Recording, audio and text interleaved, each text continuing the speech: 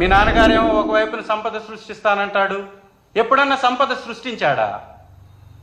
గతంలో 14 సంవత్సరాలు ముఖ్యమంత్రిగా చేసినప్పుడు ఎప్పుడన్నా ఒక్కసారైనా సర్ప్లస్ బడ్జెట్ తోటి బడ్జెట్ని ప్రవేశపెట్టారా? చెప్పేవన్నీ అబద్ధాలు. సంపద సృష్టి ఒక విద్య ప్రజలకి, మీకు మాత్రం నిజం. ఈ రాష్ట్రంలో 31 మంది ముఖ్యమంత్రులు ఉంటే 30 మంది ముఖ్యమంత్రుల యొక్క సంపద మొత్తం కలిపి 630 కోట్లు సుమారుగా ఉంటే మీ నాన్నగారు మాత్రం 931 కోటి. ఒక వ్యాపారం చేయలా, ఒక కంపెనీ పెట్టలా, ఏ విధంగా సంపాదించాడు? ఎలా వచ్చింది ఇంకా ఆర్థిక సంపద? మోసం. పేదలకి మాత్రం ఉచిత మాటలు, ఊకదంపుడు ఉపన్యాసాలు.